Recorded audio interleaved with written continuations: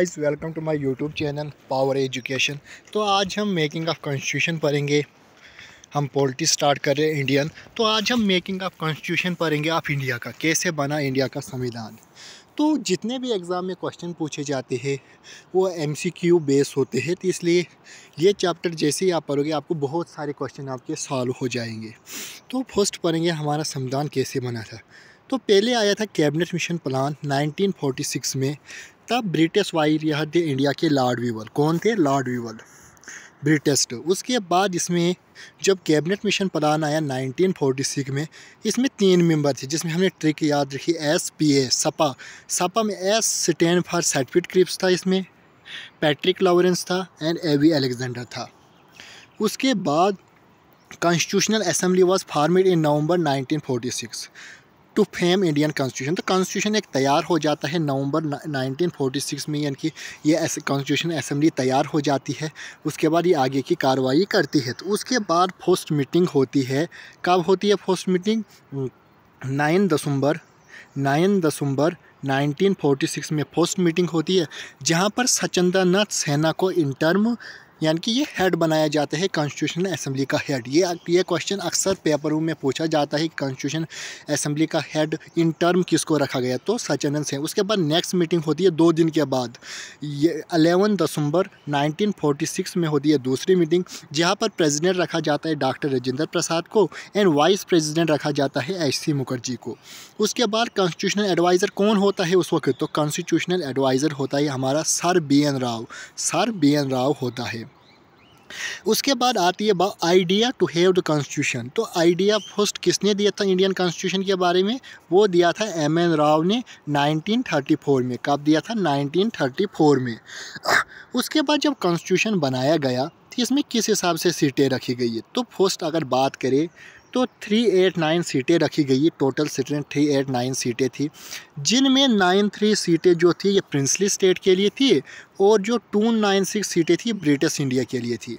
मगर जो ये 93 सीटें थी ये बेसिकली प्रिंसली स्टेट के लिए थी, मगर उन्होंने पार्टिसिपेट नहीं किया, क्योंकि वो कुछ राजा थे, वो चाहते थे अगर हम पार्टिसिपेट करेंगे इन सीटों में तो हम बाई फोर्स इनके कंट्रोल के अंडर आएंगे। इसलिए सोचा हम अलग ही सेपरेट अलग है, हमें किसी से कुछ लेना नहीं। जो ये ब्रिटिश इंडिया थे ये भी डिवाइड हुई थी आगे 2 में, 292 सीटें में एंड 4 सीटों में। जो 29 सीटें थी ये ब्रिटिश प्रोविंसेस के लिए होगी और जो 4 थी ये चीफ कमिश्नर प्रोविंस में हो गई। तो इस तरीके से ये आगे हुई। अब ये चीफ कमिश्नर प्रोविंस ये 4 कौन सी थी, ये इंपॉर्टेंट क्वेश्चन बनता है। तो ये 4 कौन सी थी, तो इसकी बात करेंगे तो ये था, फर्स्ट आ जाता है आपका दिल्ली, दूसरा हो जाएगा अजमेर मारावार, तीसरा हो गया कोरंग, चौथा हो जाएगा ब्रिटिश बलूचिस्तान। ये बहुत ही इंपॉर्टेंट क्वेश्चन है। उसके बाद आती है बात ब्रिटिश बलूचिस्तान के बाद अगर बात करेंगे तो हमारी कॉन्स्टिट्यूशन की सीट कैसी होगी? Seat allotted proportionally to each one respective population rurally in the ratio of 1 to b, यानी कि 1 मिलियन में 1 सीट रखी जाएगी। तो 1 मिलियन में 1 सीट रखी जाएगी। अब सीट डिस्ट्रीब्यूशन कैसी होगी? सीट मुस्लिम के लिए होंगी, सिख के लिए होगी एंड जर्नल के लिए सीट होगी। अब वोटिंग मेथड कैसे होगा? ये सिंगल ट्रांसफरेबल वोटिंग सिस्टम होगा। इसको आप आगे में समझाऊंगा अच्छे से। सिंगल ट्रांसफरेबल वोटिंग क्या होता है, यानी कि एक ही मेंबर होगा बट उसको सपोर्ट करेंगे, फर्स्ट पे देंगे एक को, सेकंड रखेगा उसको चांस, ऐसे ही। उसके बाद अब कॉन्स्टिट्यूशन को बनाने में कितना टाइम लगा? तो अगर बात करेंगे 2 ईयर 11 मंथ एंड 18 डेज़ लगे थे हमारे कॉन्स्टिट्यूशन को तैयार होने में, लगे थे इतना टाइम। उसके बाद बात करेंगे तो ऑब्जेक्टिव रेजोल्यूशन किसने लाया था? अगर ऑब्जेक्टिव रेजोल्यूशन की बात करेंगे ये 13 दिसंबर 1946 में लाया था बाय पंडित जवाहरलाल नेहरू ने।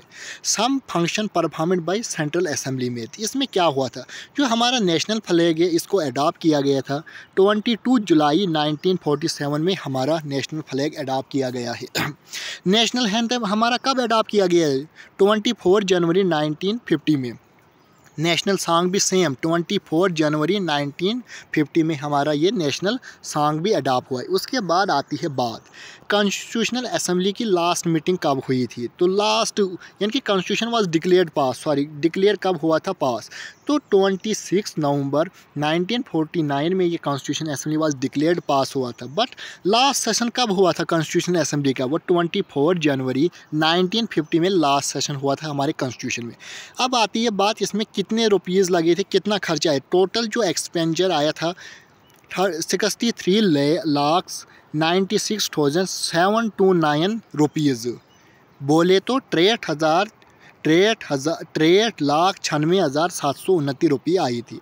उसके बाद अगर बात करेंगे जब हमारा कॉन्स्टिट्यूशन तैयार हो गया था 1950 में, तो उस वक्त क्या था 1950 में, तो तब पार्ट कितने थे, तब 22 पार्ट्स थे, आज 25 पार्ट्स थे, ये याद रखना है।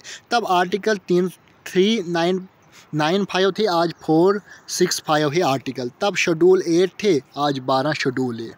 तो ऐसे याद रखना है। उसके बाद अगर आगे हम पढ़ेंगे तो उसके बाद आगे हमें this is last but not least, तो अगर आगे हम पढ़ेंगे पब, तो उसके बाद 26 जनवरी 1950 में constitution come on into force on this day.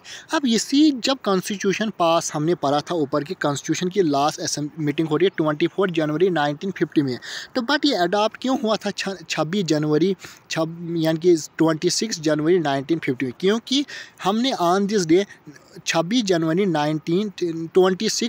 1930 असल में हमने पहले पूना सवाई जो हुआ था उसमें पास रखा था इन लाहौर सेशन में, उसकी डेट की वजह से हम उस वक्त तो 1930 में नहीं बना पाए, इसलिए हमने फिर आगे लिया था और यानी कि 26 जनवरी को तब हम नहीं बना पाए थे आज़ादी दिवस, तो आज हमने रखे। आई होप आपको ये वीडियो हमारी पसंद आई हो। चैनल को शेयर कीजिए, सब्सक्राइब कीजिए।